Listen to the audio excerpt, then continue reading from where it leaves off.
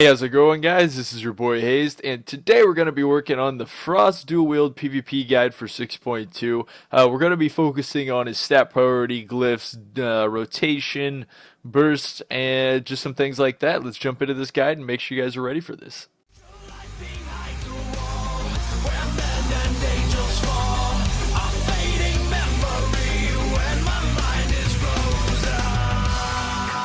So first off here, you guys got to know what you're doing, of course, before you can even go fight.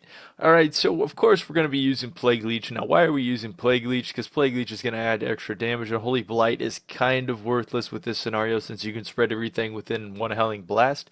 And Plague Bear, it's an okay. It's kind of like a newbier version of Plague Leech. It's better for newer players, but Plague Leech is much better in the long run once you get used to it. Now for 57 talents, Purgatory, don't be using Purgatory. If you have to use Purgatory, you're already dead. Just don't go there. AMZ, it's not that great anymore. It used to be pretty good, but not at the moment. You don't want to be using that. Lichborn's amazing for getting out of fears because we all hate fears, and it also adds a 10% leash, which we really do need, which is absolutely amazing. Now, talking about 58 talents, we used to be going with Asphyxiate, but since we're dual wield, we're really not going to go with Asphyxiate. You're going to need to go Chillblains. Plus, it also usually ends up better for most comps at the moment going dual wield with the damage over time, since you will need to stick on targets, not just a short burst and bursting hard, since dual wield is more of kind of a grind than a hard burst. And as for Death's Advance, if you know how to use it correctly, you can use it in arena with certain comps, but besides that, you don't really want to venture there. Now, for level 60 talents, you could go Blood Tap, which I don't suggest it though. Honestly, it just adds an extra button in the rotation, and it's not really worth it since we don't stack Necrotic Strikes anymore. Now, you can go Runic Empowerment if you're really used to it from dual wield or from two-handed and you're just switching over. But for dual wield, since it is damage over time, it's true that Runic Corruption is going to be the best way to go for dual wield. And why are you inviting me to join guilds, guys? As for healed, you can go Death Pact in arena as for 2s or 3s, but as for dueling and whatnot, Siphon is going to be better, especially if you know how to use it, guys. It is harder to use, but yes, it is better. Conversion, it's still okay, but I wouldn't use it. Do not use it for dual wield. It's okay for two-handed to sit D with it and use it for like BGs and whatnot for more newbie play style of healing, but definitely go Siphon. Siphon's going to be the best out of those, unless you're doing healer 2s and 3s, which you could go Death Pact. As for level 90 talents, Desecrated Ground is going to be the best for duels, and of course BGs and whatnot. Some arenas, if you're double DPS and whatnot, that's going to be the best way to go. For healer DPS, you might go Remorseless Winter to kill certain comps, especially if you're fighting another healer DPS, and you may need that extra CC. Other than that, it's pretty simple to get out of, and more experienced players probably won't be caught inside of Remorseless Winter, since it only takes a simple Dispel during the stacks to completely screw it. As for level 100 talents, Breath of Sindragosa, I've tried to throw it in there. I've tried to create different macros. I've tried to use Obliterate, and guys, it's just not that amazing. It doesn't really work that well with dual wield, and I really wish it did because I was hoping it would, but it just doesn't go in there quite well. Now, Defile is just kind of a useless thing. We don't even want to look at that for Frost. Just don't even look at it.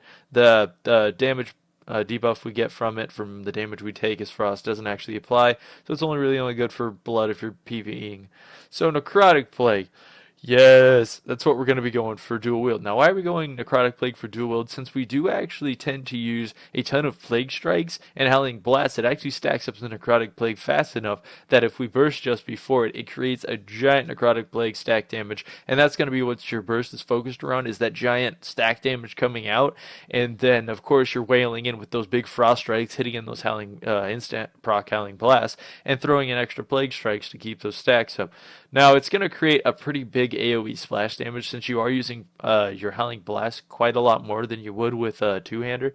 So the AoE grind damage is going to be quite a bit more too, especially since after that buff from 6.1 to 6.2 is buffing that by 20%. It's going to be quite amazing. And that's what you're going to be basing your damage around, is pushing through that. All right, so let's jump over to Glyphs. Now, there's a bunch of different ways you can go with dual wield glyphs, of course, playing different comps and whatnot. Now, for dueling and BGing and whatnot, of course, I'm going the 30% for heal because that's amazing for duels and whatnot. And the Runic power gain. We will need runic power gain, guys. Runic power is very good for dual wield. Not so much two-hander, but a lot better for dual wield since your main damage is based around those big frost strikes. And of course the dispel. Dispels are key. Now if you're going to switch some stuff out, you can switch the heal out since you're probably playing with the heal in arena. And you can take up like Dark Sim Glyph, or that's really about all you'd really want to go at the moment. Now, a lot of people go the anti-magic shell, increase the duration of anti-magic shell by 3 seconds, which is absolutely amazing. But you got to remember, anti-magic shell actually absorbs 100% now. So I have seen anti-magic shell being knocked off quite a bit faster than it was. So going that might actually be great for CCs and landing kills on healers and tossing that in. So you might want to keep an eye out for that one, guys. But that's really about it for glyphs. Minor glyphs aren't really I mean, if they're immune and you want to grip them again, that's a great one to have for PvP. But that's pretty much it. That's pretty much it for that. The other thing we need to talk about is gear and what stats you should be using. First off, since this is dual wield, and more than likely with dual wield, you're going to be based off playing with the healer. We're going to be going for mastery build. So first up, mastery all the way, guys, is going to be the best way to go for that. Next up, we're going to put in multi-strike, because then little multi-strike hits are going to be amazing for dual wield since you are trying to grind somebody down. And then we're going to toss in haste. Then we're going to toss in a bit of versatility. Versatility isn't going to be as important for dual wield. If you want to be a bit tanky and dueling as dual wield, you may want to go versatility some kind. But as for PTR at the moment, I'm not sure about versatility gear. That's why I'm kind of putting off creating a two-handed guide at the moment, because I want to see if they do put that in. But we're still sitting on that at the moment. But yeah, we're going to definitely be going that mastery build. And of course, last is going to be crit for dual wield, because of course you want those instant proc crits on those frost strikes, so crit doesn't matter too much. So yeah, that's going to be your stat priority, guys. And yeah, let's jump over to rotation. Here we're going to talk about the basic rotation. Now I'm going to start out with a couple plague strikes to get it started off. Now you're going to fall into the priority system, which is using frost strikes first, howling blast second, and then using your plague strikes last. Now plague strikes are basically just to be used on unholy runes. You don't want to be using your plague strikes on death runes. Those should be going into howling blast, because howling blasts are going to be your big damage and your AoE grinder. So that's basically the simple rotation. Dual wield's a pretty simple rotation. It's almost 3 buttons, and of course you can throw in your plague leech whenever you want to build those up if you have a small gap. Now that's the reason, of course, we're using runic corruption, because those runic corruptions actually fill in those closers quite well for dual wield. Now for bursting as dual wield, you're going to build up your runic power to full, and the reason why you're getting that to full or close to full, of course RE is going to give you some, is you also want to notice your necrotic plague, how it's capped, since it's about to fall off. No fully depleted runes. Now we need to reapply it. Now basically I'm going to get that to near full stacks, and then that's when I'm gonna use my burst, which is basic CDs, and I'll show you that in a second. And we're gonna burst on them, and then we're gonna go in hard, use our other cooldowns, and runic dump on the target. Now why are we doing that? Now you follow simple rotation. Now why do you want to burst near complete necrotic plague? So you can get the full on necrotic plague damage, the full stack damage with your cooldowns, and that's why you use it near cap, not reset. It does actually apply the buff of the cooldowns after the fact, so you don't have to apply it at one stack, which is absolutely amazing. And that's how you basically burst. And the dual wield is just basically a grind. You keep in on the target, you just keep up this constant rotation, and the smoother your rotation is, the more damage you're going to do to the target, and the more pressure you're going to deal. So it's going to be pretty cool.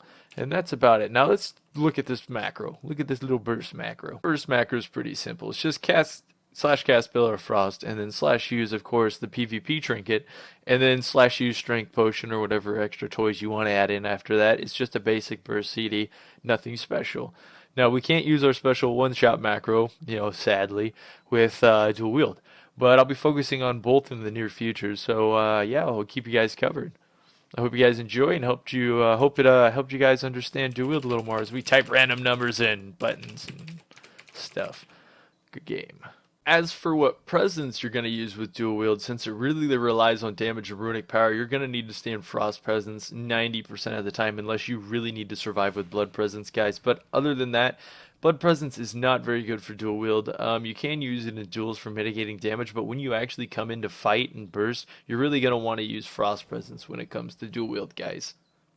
For healing on dual wield basically since we're using Siphon. It's the same as two-hander. You just pull out your constant rotation, use your death runes on Siphon and Death Strike to heal up, and that's just about it, guys, for healing. It's pretty basic.